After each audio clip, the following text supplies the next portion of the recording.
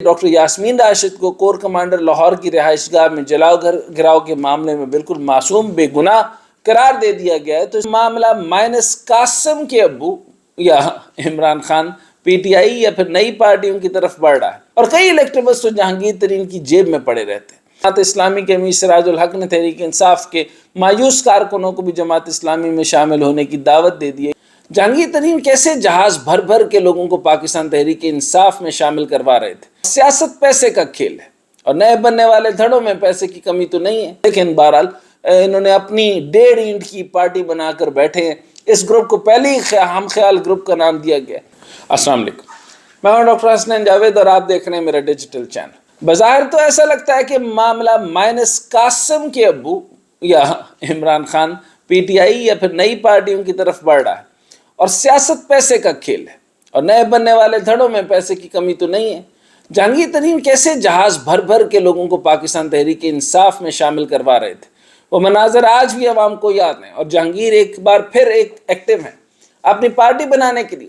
جہانگیر ترین کی پارٹی میں آزاد کشمیر کے سابق وزیر اعظم سردار تنویر الیاس بھی شامل ہو گئے، اور ان کے ساتھ علیم خان بھی پہلے سے موجود ہیں، اور ممکنہ طور پہ کاف بھی انہی کے اندر مرج ہوگی، یا یہ ان کے اندر تو مرج نہیں ہونے لگے، لیکن چودھری سرور کا تو کوئی پینڈا نہیں، چنانچہ وہ تقریباً آپ جہانگیر کے ساتھ ہی سمجھے۔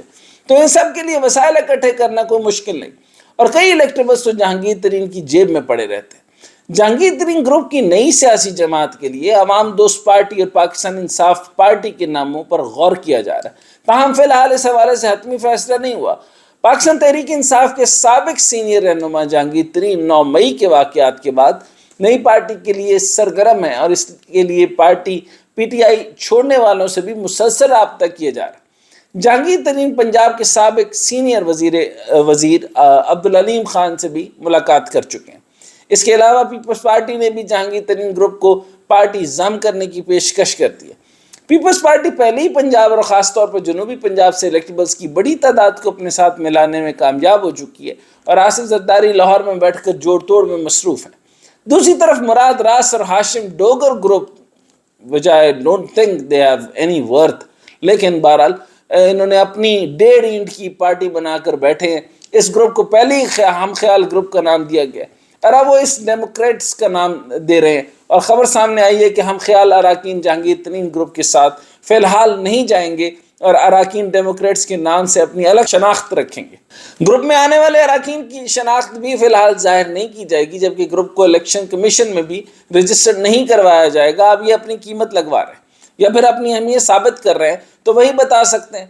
تو جس طرح کوئی مٹھائی کی دکان میں مشہور ہو جائے تو پھر اس کے نام سے کئی دکانیں کھل جاتی ہیں، تو اس وقت پی ٹی آئی کے بکھرنے کے بعد کئی سیاسی دھڑے اور پارٹیاں بنی ہوئی، لیکن یہ ایک حقیقت ہے کہ ان تمام دھڑوں اور گروپوں کی عوام میں مقبولیت نہیں، اور اگر آج کوئی عوام میں مقبول ہے تو وہ قاسم کے ابو ہی ہیں۔ ان کو آپ جیسے کے ایف سی تھا تو اس میں J F C, P F C, C F C, T F C, L F C, G F C, لیکن ریسیپی وہی ہے۔ لاہور کی انسداد دہشت گردی عدالت سے پی ٹی آئی کی ڈاکٹر یاسمین راشد کو کور کمانڈر حملہ کیس سے بری ذمہ قرار دیے جانے کا فیصلہ نون لیگ کے لیے بڑا دھچکا ثابت ہوا ہے، اور پی ٹی آئی کو کچھ حوصلہ ملا۔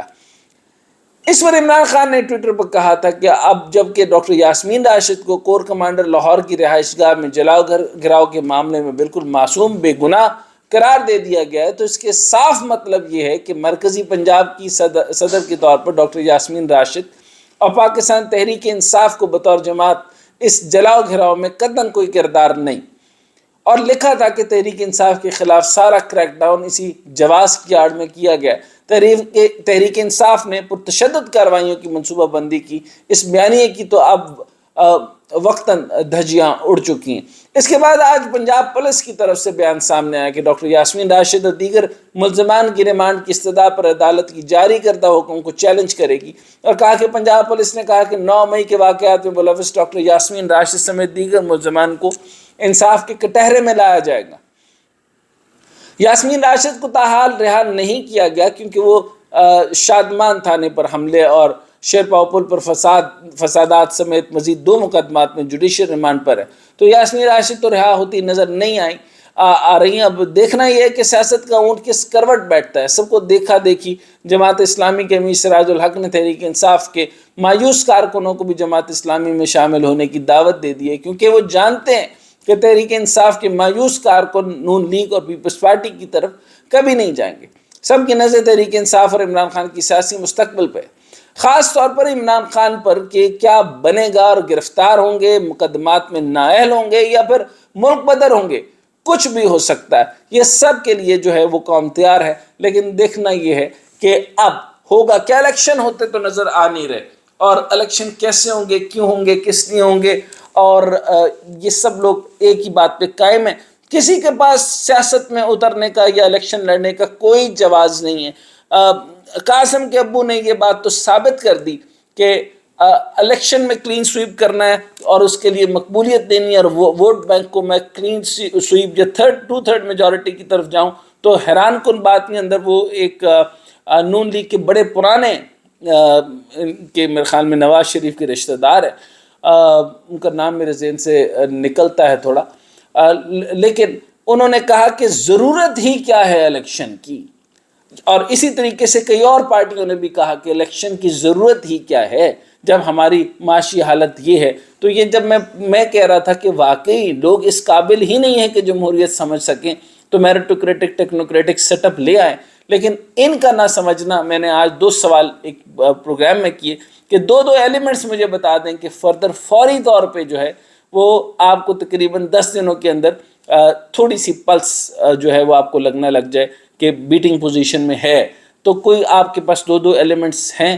یقین کیجئے تینوں کا تینوں جو اس میں گیسٹ تھے وہ نہیں بتا سکے. ان کو سرے سے پتہ ہی نہیں ہے کہ معیشت ہے کیا. پاکستان تو ایسے ہی چلے گا یا ایسے چلتا رہے گا، لیکن کس طرح چلے گا، I have no